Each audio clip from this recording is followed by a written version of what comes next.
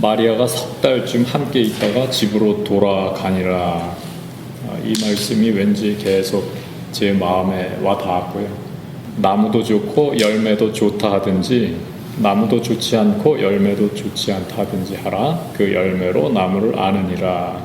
이 말씀도 계속 제 마음에 있었습니다. 그러면서 떠오른 것을 한마디로 말을 한다면 저는 서포트라는 말로 좀 요약이 될 수 있을 것 같아요. 그래서 이 서포트가 우선적으로 중요하다는 생각을 새삼 했어요. 제가 아기 예수님이 오신 것도 이 서포트가 없었다면 불가능했겠구나, 이런 생각이 들더라고요. 마리아라고 한 소녀가 있는데 하나님이 천사를 보내셔서 뜻을 전하셨을 때 그 소녀가 싫다 그럴 수도 있고 반론을 제기할 수도 있는데 뭐라고 얘기했다고요? 주의 여종이오니 주의 뜻대로 이루어지이다. 이렇게 해서 이 마리아라고 하는 어린 소녀의 서포트를 기반으로 해가지고 하나님이 거룩한 영을 통해서 아기가 그 소녀의 뱃속에 잉태하게 하실 수가 있었다.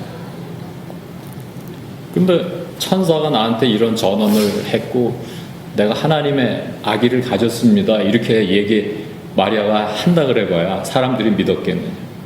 이거 굉장히 곤란한 상황이에요. 지금 생각해 보세요. 그러니까 이 마리아가 얼마나 불안하고 얼마나 두렵고 그랬겠는가. 근데 이걸 극복해내요. 어떻게? 서포트가 있었어요. 서포트. 그래서 사촌 언니를 찾아갑니다. 마리아. 그 언니 이름이 엘리자벳인데 그때 이미 세례 요한을 뱃속에 가지고 있었어요. 이 언니는. 찾아가니까 얼마나 이렇게 서로 비슷한 처지인지 정말 서로 서포트가 되고 한 3개월을 같이 시간을 보내는데 이 사이에 그 두려움이 변해서 용기가 되고 근심 걱정이 평안이 되고 그 자신 없던 마음에 자신감과 담대함이 생기게 되고 이런 변화가 일어났다 이거예요. 이게 서포트의 힘이라는 거죠. 그래서 그때 노래가 하나 나왔어요. 마리아가 이르되 내 영혼이 주를 찬양하며 내 마음이 하나님 내 구주를 기뻐하였음은 그의 여종의 비천함을 돌보셨습니다. 이 비천한 존재가 이제는 고귀한 존재가 됐어요. 가장 귀한 존재. 보라 이제 후로는 만세에 나를 복이 있다 일컬으리로다. 능하신 이가 큰 일을 내게 행하셨으니 그 이름이 거룩하시며 긍휼하심이 두려워하는 자에게 대대로 이르리로다. 두려워하던 마리아의 마음에 이렇게 담대함이 생겼어요. 이런 서포트가 없었더라. 아기 예수가 유산될 수도 있었겠다. 나 그런 생각이 들었어요. 아니면 세례 요한이 유산될 수도 있었을 거야. 그러면 세례 요한이 유산됐으면은 광야에 외치는 자의 소리가 없는 거 아니에요. 응? 누가 준비해 이걸 또? 그럼 예수님이 그 사역을 어떻게 하셨겠어요? 그러니까 서포트가 이렇게 중요한 거라 이거예요. 마리아가 석 달쯤 함께 있다가 집으로 돌아가니라. 그래서 여러분 이 석 달이라는 게 결정적이야. 내가 생각을 해보니까 이 석 달이요 여러분의 삶에 늘 있어야 돼. 하루를 살아도 이 석 달 같은 그런 시간이 필요해요. 그 서포트 시간. 일주일을 살아도 그런 시간이 필요합니다. 토요일에는 하나님과 함께하면서 묵상하고 거룩한 독서의 시간 가지고 충분히 서포트 받는 거예요. 그게. 그리고 주일에 우리가 이렇게 모인 것도 서포트예요. 우리가 지금도 서로 서포트하고 있잖아. 그게 예배입니다. 1년을 살아도요, 여러분, 사순절 이럴 때 있잖아, 특별히. 이를테면 마리아가 석 달쯤 엘리자벳 언니하고 함께 보내는 기간과 비슷한 거예요. 이게 꼭 필요한 거예요, 이게. 하나님이 정하신 법칙이에요. 그거를 우리가 해나갈 때 우리가 건강하게 살 수 있는 겁니다. 안 그러면 이게 밸런스가 다 깨져요. 그래서 서포트가 무엇보다도 중요하다. 왜? 모든 일들의 성패가 사실상 이 서포트 여부에 달려 있어요. 자, 농사를 한번 생각해 봅시다. 농사의 성패가 서포트에 달렸어. 농부가 열심히 밭을 갈고 씨를 뿌린 후에 싹이 올라올 때 처음에 얼마나 연약해요. 그래서 농부가 이 싹이 돋아나고 이제 줄기가 나기 시작하면 어떻게 합니까? 북돋아줘. 이렇게 보드라운 흙으로 북돋아줘. 그럼 이 연약한 줄기가 서 있을 수 있도록 지지해 주는 거예요. 이게 가뭄에 물 안 주면 어떻게 되겠어요? 또 거름도 줘야죠. 병충해 생길 때 약도 뿌려줘요. 이게 다 서포트예요. 열매를 맺게 됐어요. 그래서 도마도가 열렸어요. 근데 그냥 놔두면 어떻게 돼요? 바닥에 누워요. 열매가 무겁기 때문에. 그럼 그때 지지대를 세워준다고 그러면. 그래서 같이 묶어주면은 땅에 끌리지도 않고 상하지도 않고 열매를 맺을 수 있게 되는데 이게 다 서포트다. 서포트. 하나님도 서포트가 필요하시고 성모 마리아도 서포트가 필요하고 뱃속에 아기 예수도 서포트가 필요하셨고 엘리자벳도 필요했고 엘리자벳 뱃속에 있던 세례 요한도 서포트가 필요했고 새싹도 서포트가 필요하고 우리도 이게 꼭 필요합니다. 여러분 혼자서 견디려고 하지 마세요. 항상 이 서포트를 견고하게 좋은 서포트 시스템을 여러분이 갖는 게 굉장히 중요해요. 예수님이 오신 이유는요, 우리를 서포트해 주시려고 오신 거예요. 우리를 북돋아 주시려고 오셨습니다. 외로운 자의 친구가 되어 주시려고 오셨어요. 약한 자의 힘이 되어 주시려고 오셨어요. 예수 그리스도의 십자가가 지지대예요. 그리고 예수 그리스도의 상처는 서포트를 위한 것입니다. 그게 왜 서포트를 위한 것이냐? 농부가 이 농사 짓는 그 작물들을 서포트하는 방법 가운데 접붙임이라는 게 있습니다. 나쁜 열매를 맺는 나무를 좋은 열매 맺을 수 있도록 서포트해 주는 거예요. 그러니까 로마서 11장에 보면은 사도 바울이 접붙임 얘기를 해요. 그래서 예수 그리스도가 오심으로 해서 돌감람나무 같은 우리가 참감람나무의 접붙임을 받아서 그래서 거기서 우리가 뿌리에 다시 연결이 되고 그 다음에 우리의 열매가 거룩한 열매로 이제 회복이 된다는 거죠. 근데 어떤 분들은 이제 원래 접붙임은 그런 게 아니라고 비판하는 분도 있더라고요. 왜냐하면 원래 접붙임은 나쁜 나무에다가 좋은 열매 가지를 연결해서 좋은 열매가 맺는 거예요. 근데 바울은 지금 거꾸로 얘기했잖아. 나쁜 나무가 기본이 아니라 좋은 나무가 기본인데 거기다 나쁜 가지를 붙이는 거니까 그럼 거기서는 나쁜 열매가 나온다 이거야. 비판하는 사람들 얘기가. 근데 그거는 잘 몰라서 하는 얘기고 예수 그리스도의 오심은 농부들이 하는 접붙임과는 차원이 다른 접붙임이다. 이렇게 생각하시면 됩니다.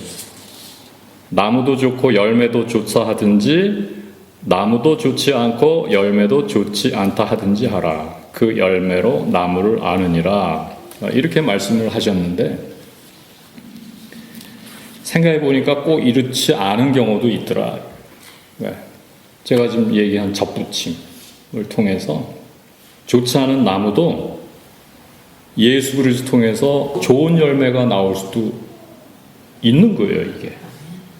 근데 이 접붙임을 할 때 어떻게 하는지 아세요? 저 해봤어요. 설명 좀 해주세요. 감람에 저걸 많이 붙이죠. 처음에 상처를 내죠, 이렇게. 그 다음에 가지를 거기다 해서 접붙이고자 하는 가지를 잘라가지고 묶어요. 거기다 바짝 대고 꽉 묶어. 꽉 묶어둬요. 꽉 묶으면 이게 이제 서로 통해서 마치 이 다리를 이식수신하는 것 같이 예.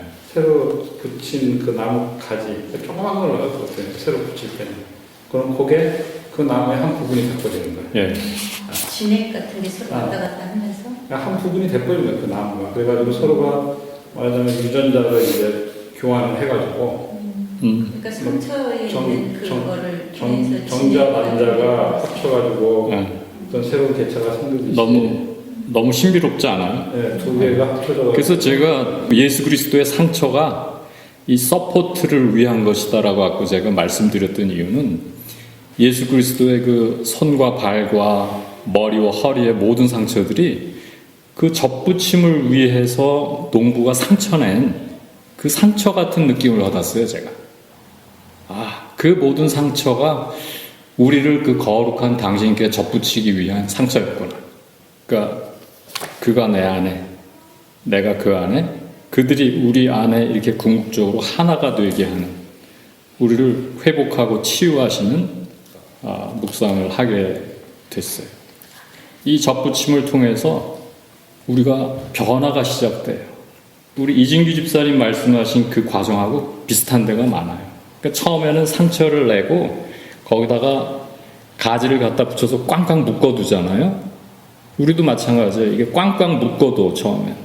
왜냐하면 원래 우리가 사실은 하나님의 형상으로 지음을 받은 존재인데 참포도나무 가지인데 거기서 떨어져 나온 게 죄인이 아닙니까?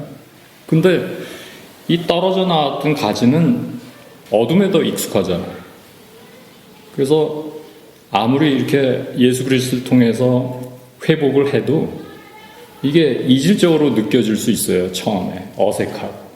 그래서 꽝꽝 묶어둔 거야. 근데 이렇게 꽝꽝 묶어두면은 시간이 가면서 이제는 그 꽝꽝 묶어둔 줄도 필요 없이 이제는 한 몸이 된단 말이에요. 그게 성화의 과정이고, 그러면서 점점 하나가 되어가는 거예요. 체질이 변하고 또 그 안에 예수 그리스도의 수액이 흐르고 나중에는 맺는 열매들도 달라진다.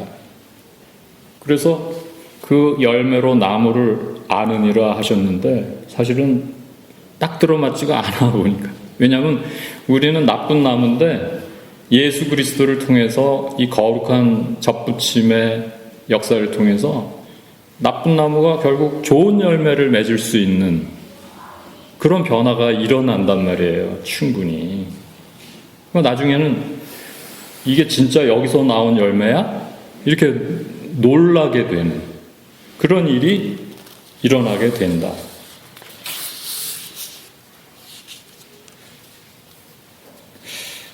근데 여러분, 이 접붙임이라는 게 퍼머넌트한 걸까요?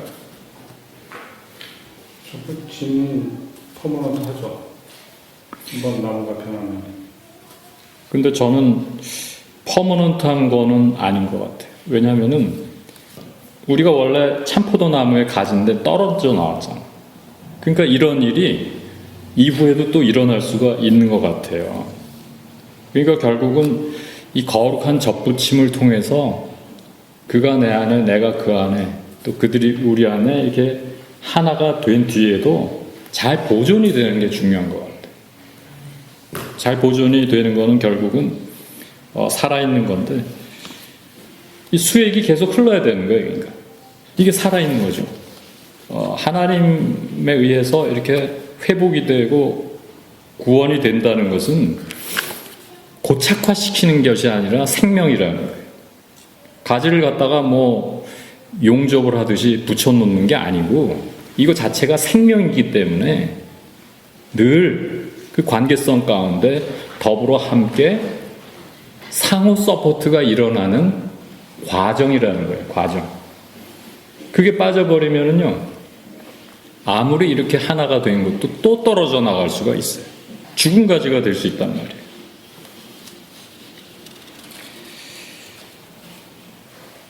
네, 오늘 이 마리아가 언니 찾아갔던 얘기, 또 접붙임 받은 나무 얘기를 통해서 이 서포트가 얼마나 중요한 것인지 함께 생각해 봤습니다. 성찬을 받을 시간인데 오늘 이 성찬을 받을 때 살아있는 예수 그리스도의 서포트가 우리 안에 지속되고 또 우리가 그분을 서포트 해드리고 마치 마리아가 그랬던 것처럼 뱃속의 세례 요한과 뱃속의 아기 예수가 그랬던 것처럼 이 아름다운 살아있음, 아름다운 보존의 역사가 지속적으로 일어났으면 좋겠어요. 지속적으로. 그리고 다시는 참포도나무에서 다시는 떨어져 나가서 저 돌감나무처럼 되지 않도록 우리를 그렇게 살아있게 하는 이 성찬 되었으면 좋겠습니다. 주신 말씀을 기억하면서 성찬을 받읍시다.